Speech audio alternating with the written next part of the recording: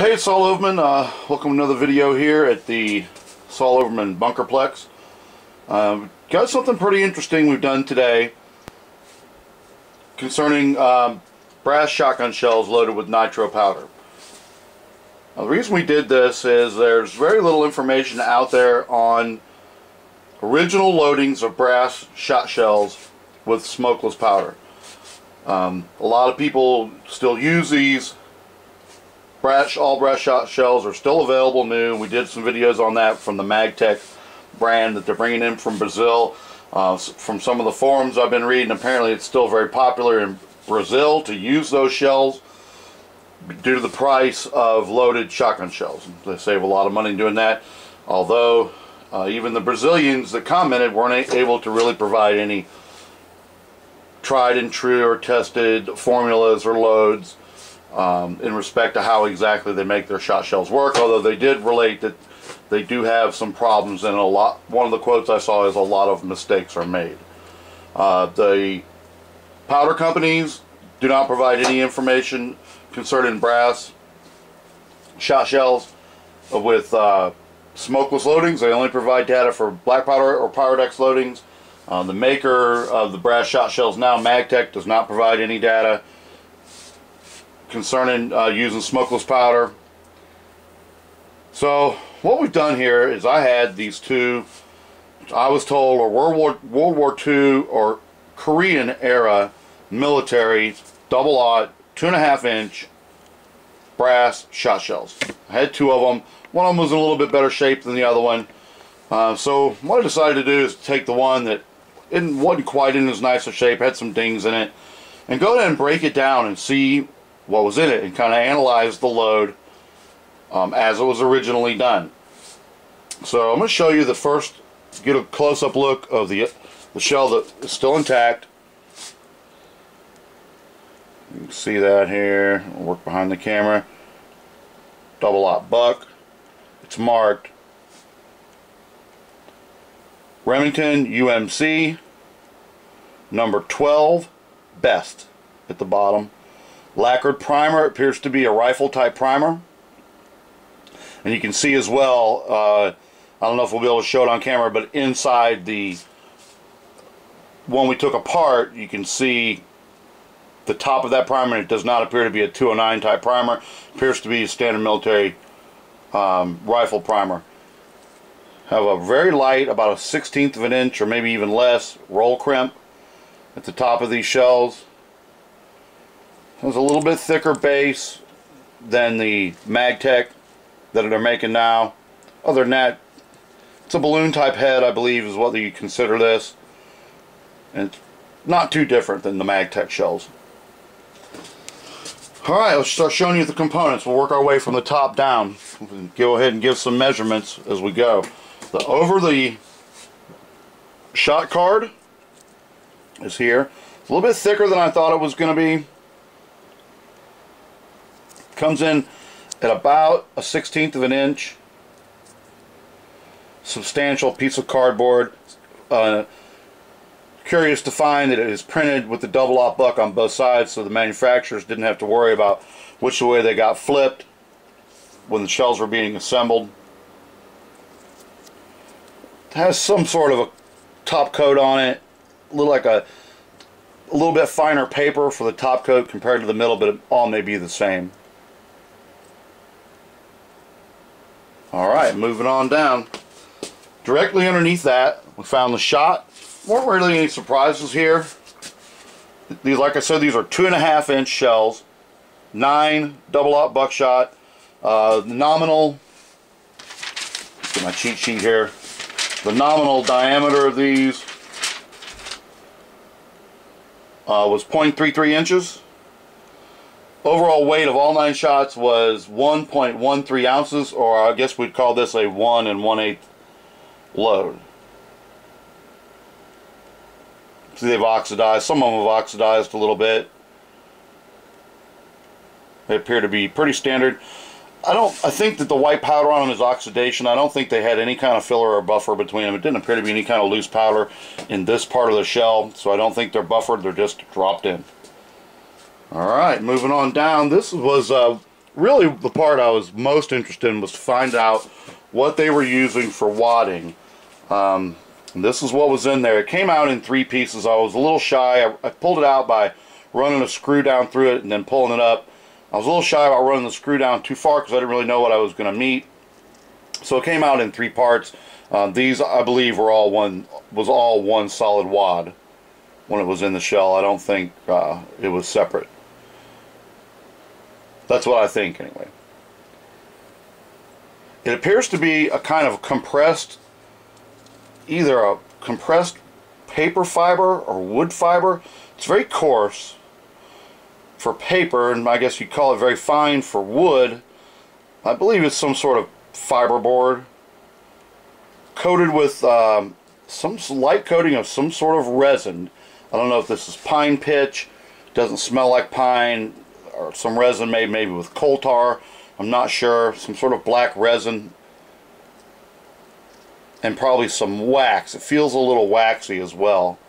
Probably a little bit of wax probably help lubricate these and make them slide into the shells better, speed up the loading process, and also provide a little bit more waterproofness to the load. Under this directly was the powder. There was no distinct over the powder or nitro card that I could tell. It was just this dropped in below the buckshot on top of the powder. The measurement on this, best I can tell, is 1 1/3 inches. So it's a little over an inch, not quite an inch and a half of wad. You can see that they've brought the entire load very far up in the case.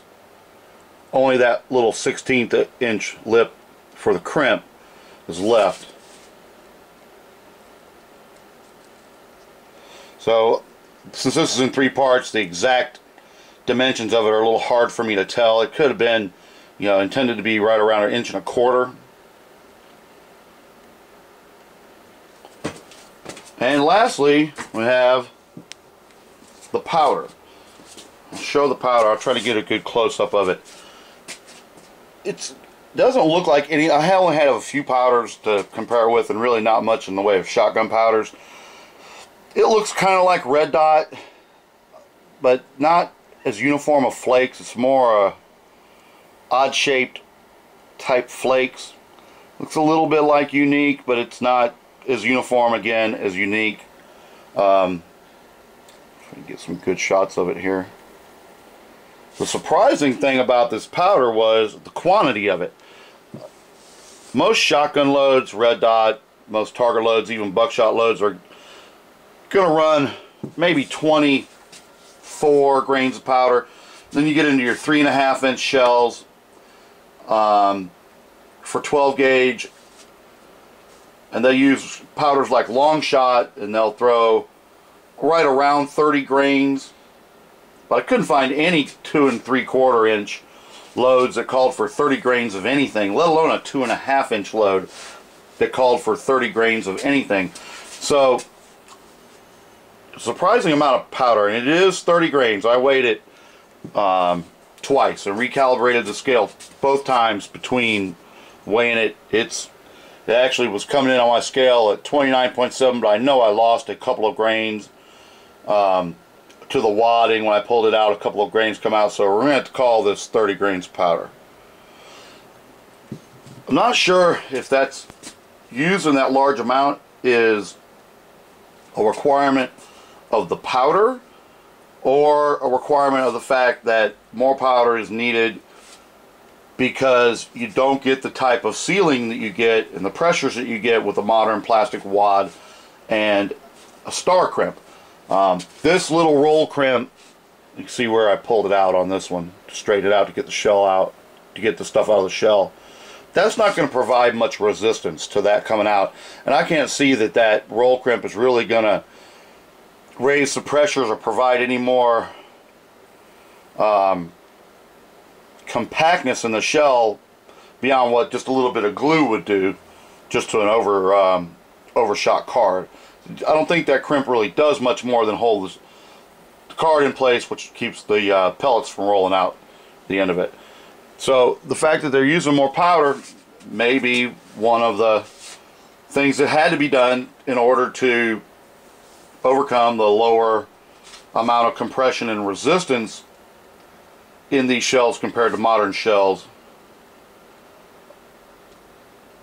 So I don't know, and that's one of the debates that are going on with people that are discussing, you know, doing smokeless loads in these brass shot shells, is how they respond to that, the difference in the amount of friction in the shell that's required before the shot leaves the shell. And since no one has any data on pressures, you know, one of the theories is, well, you increase the powder. And that's when you pretty much usually, at that point, get somebody step in and say, well, without the data and the testing equipment to do the pressure testing, you're really going into uncharted territory and really kind of undertaking something pretty dangerous when you just start arbitrarily increasing the powder rates. But maybe that is the way to go, and maybe that is the way it's done. I can't say you know, with any certainty that that's the case, looking at only this one type loading in this one shell with this one mystery powder that we have no idea what it is, and we have no idea what the burn rate is on it. Let's see if I can show down inside the case, if we can get it any focus down in there or not. Not really. So I got a flashlight handy. This case on the bottom of it looks very similar to the Magtech cases. There's no kind of base wad or anything that I can tell. Let's see if we can get some light down in there. There we go. You can see a little bit. Just the little primer cup sticking up, the flash hole in it, pretty much identical to the way the Magtechs are made. Not much difference, although this base web, the head portion of the case does seem a little bit thicker than the Magtechs, but I don't think there's any sort of separate base wad in there. That's just the, you're just looking at the bottom of the shell. There's no separate component in there like modern shells would have a base wad. So that's about it. Certainly be interested in anybody that does any reloading or have any experience with this, or maybe is taking apart some other shells that were brass, originally loaded shells, and what they found. I'm going to try to reassemble this one and just kind of leave it around with the crimp open for reference, so it can be broken down again if anybody, you know, wants to or needs to look at it. So that's it. And so it's kind of a journey back in time, and this is how an original military 12-gauge brass shot shell was constructed, and it's pretty simple. Very few. We have few components. We have the case, two different wads, powder, and ball.